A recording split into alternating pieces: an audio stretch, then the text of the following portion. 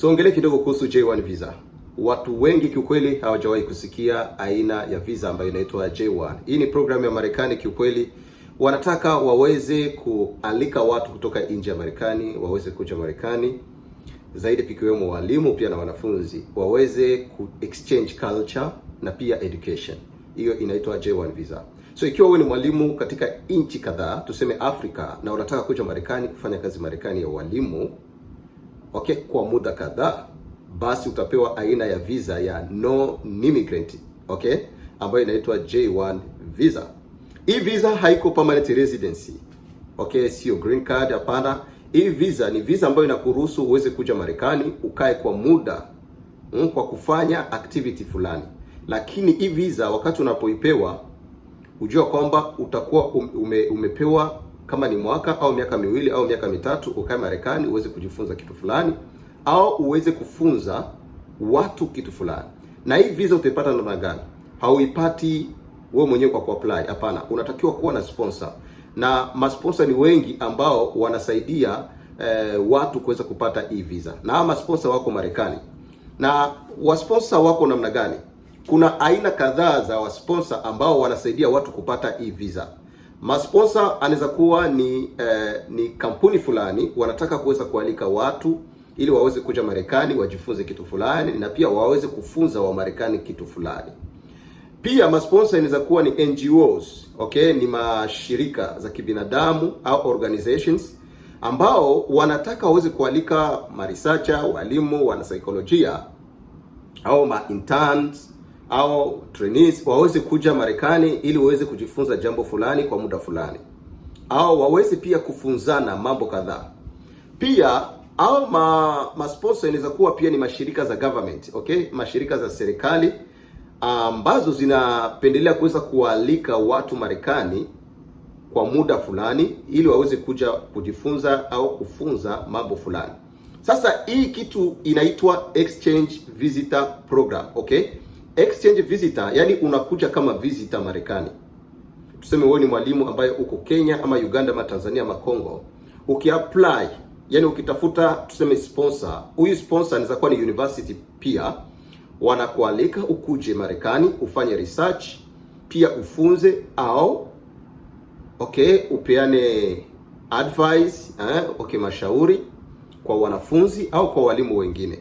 Na nia kubwa ambayo inafanya hii university iweze kukualika kutoka Afrika ni ili uweze kuchangia pamoja na watu ambao wako huko Marekani, uwafunze mila ya Afrika, experience yako ambayo uko nayo Afrika. Hawa watu ambao wako huko Marekani waweze kujifunza kutoka kwako.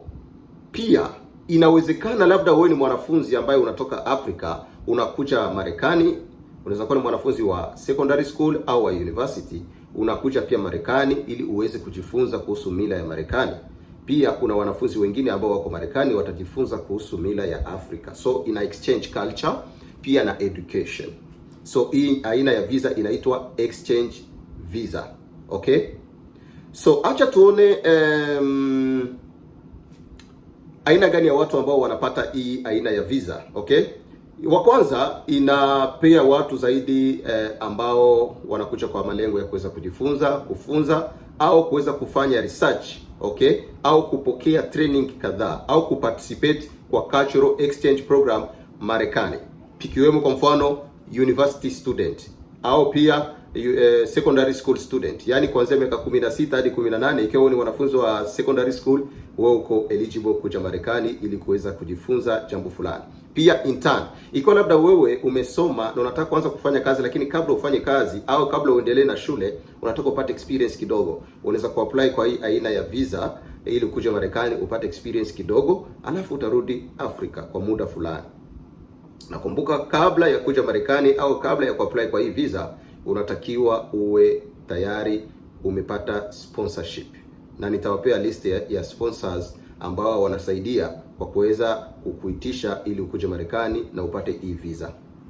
Pia unaweza kuwa trainee. Trainee ni wale watu ambao wangali wanaanza kazi, yani wangali wachanga sana kwa kazi, okay? Ikiwa labda wewe umemaliza shule na alafu unataka uweze kufanya kazi lakini wewe bado hujakuwa professional, yani wewe trainee ni mtu ambaye bado unafanya kazi, lakini katika njia pia ya kujifunza vitu fulani, yani kujifunza namna kufanya kazi vizuri, yani ungali mwanzo mwaka, yani tunasema kwa Kiswahili kizuri, basi wewe pia unaweza qualify. Zaidi kuna kazi kadhaa ambazo zaidi NGO wanaweza kupea kazi wewe kama trainee. Unatoka Afrika unakuja Marekani na hii aina ya visa ambayo inaitwa J1, unakuja unaanza kufanya kazi wewe kama mchanga, yani kwa kupata experience ya kazi.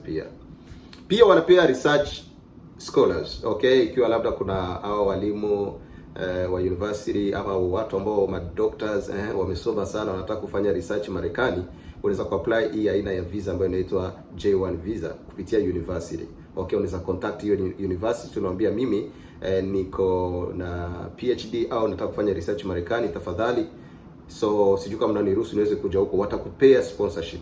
Zaidi unatakiwa kwa contact uwaulize kwamba wako na sponsorship yoyote, utakupea hizo university.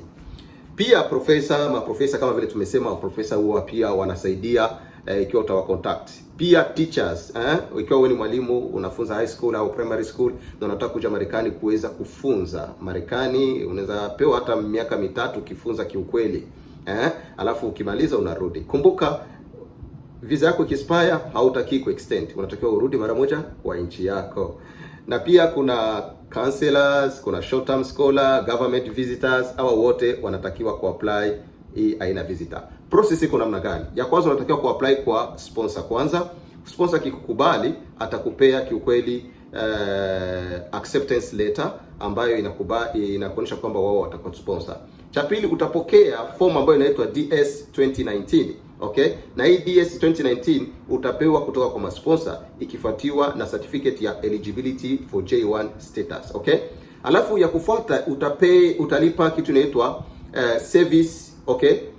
I-901 fee. Yani hii ni fee, ni malipo ambayo itawafanya waweze kuweka kwa system ya Marekani ambayo inahusika na kuweka information za watu ambao wanataka kuvisit Marekani. Na alafu mwishoni utacomplete form ambayo inaitwa DS 160. Hii ni form ya visa ya J1 visa. Ukijaza hiyo form utabook sasa appointment ya kufanya interview ya visa, na alafu baadaye ukikubaliwa kupewa, yani ukiapproviwa, yani ukipewa hiyo visa, mara moja unaruhusiwa kuja Marekani. So hivyo ndivyo process ilivyo, hakuna mambo ingine. So wakati unapofika Marekani ujue kwamba utafanya kazi, utafanya utafiti, utafanya kila kitu ambacho inahitajika. Acha nikwambie vitu ambavyo unatakiwa kuwa navyo kabla uweze kujaribu hiyo bahati. Cha kwanza unatakiwa kuwa na form ambayo inaitwa DS 2019. Ya pili unatakiwa kuwa na form ambayo inaitwa DS 160. Hiyo ni confirmation. Ya tatu kuwa na passport. Ya kufuata pia unatakiwa kuwa na civic fee receipt. Okay? Ya mwisho unatakiwa kuwa na sponsor document. Hizo vitu kadhaa. Lakini pia unatakiwa kuprovide proof of financial support. Uwe na pesa ambayo unaweka ili ikusaidie katika mizunguko kama hiyo. Pia English proficiency. Okay, unatakiwa kuonyesha kwamba una uwezo wa kuongea Kiingereza vizuri ili uweze kuja Marekani. Pia unatakiwa kuonyesha maafisa wa immigration na kwamba utarudi Africa. So unatakiwa kuonyesha ties za home country, mfano familia, majukumu mengine tofauti, mfano biashara, kazi na kuendelea. Na pia ni vitu kama hivyo tu. So mambo ni mengi ambayo unatakiwa kuonyesha, lakini hiyo ni muda mwingi sana. Kwa mfano kwa mtu ambaye anataka intern anapewa visa ya miezi 12, trainee miezi 18, teacher yani mwalimu zaidi hadi miaka 3 ukifunza Marekani, imagine. Alafu research ama professor anapewa hadi miaka 5 akikaa Marekani akifanya research yake. Ama short term scholar pia miezi 6. So hii ni kitu mzuri sana ambao watu wengi walikuwa hawajui. So ikiwa unahitaji information ya kutosha, basi usisahau kutuandikia kwa comment, tutakupea au ulize maswali yoyote, tutakusaidia kwa mafasirio mengi zaidi. Asante sana. Sam Charles, Barikiwa TV.